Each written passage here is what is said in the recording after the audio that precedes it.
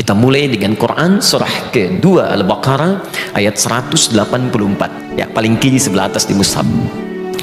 Golongan ini disebut oleh Al-Quran dengan orang-orang yang sulit berpuasa selama hidupnya.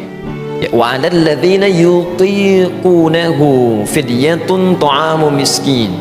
Ada orang-orang yang kata Al-Quran, kalau dia puasa itu sulit. Kata tokoh seakar dengan kata yakah, ya kayak kerah yang terlampau sempit. Jadi kalau mau dipakai itu seakan orang yang pakai terasa tercekik. Ya seperti orang yang mohon maaf, misal divonis secara medis tidak mungkin berpuasa, misal karena lumpuh. Ada orang yang karena koma nggak bangun-bangun. Ya ada di Timur Tengah sekarang seorang perempuan sudah 25 tahun koma, baru setelah itu bangun. Maka orang semacam ini kata Al-Quran, boleh dia selama masa Ramadannya tidak perlu berpuasa dan tidak usah diganti setelah selesai Ramadan. Cukup setiap hari dia tidak berpuasa, maka keluarkanlah ganti penebus dengan memberi makan seorang miskin, satu orang miskin. Ini yang dinamakan oleh Al-Quran dengan nama fidyah. Jadi jika Anda dapati misalnya keluarga, teman, kerabat yang secara medis divonis tidak mungkin menunaikan puasa karena sifat-sifat tadi, maka berita gembiranya, kata Allah, saya sayang golongan ini.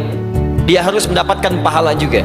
Yang puasa dapat pahala, yang ini pun akan dapat pahala. Bagaimana caranya? Setiap hari tidak puasa, keluarkan gantinya dengan memberikan satu makanan untuk orang-orang miskin.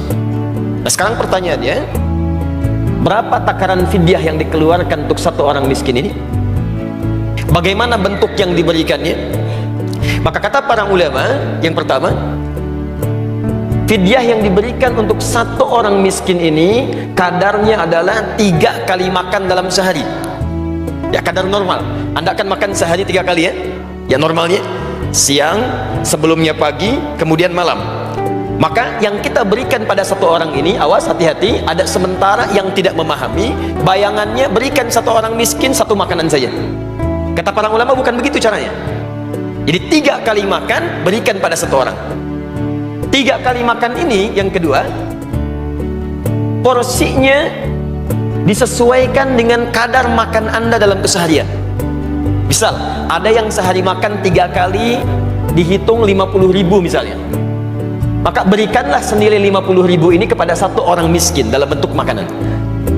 Jika Anda makannya menunya beda dengan yang lain, ada yang saat makan ayamnya ada, kambingnya ada, sapinya ada, sayurnya lengkap, kalau dihitung misalnya 250.000, maka yang seperti ini kadar fidyahnya pun disesuaikan dengan kebiasaan makannya. Ustadz, bagaimana kalau kasusnya saya di rumah kadar makan 250.000, cuman oleh dokter divonis ada makanan tertentu yang nggak boleh dimakan. Jadi makan tiap hari dengan kangkung, bayam, tempe, ya. Tapi kemampuan ada.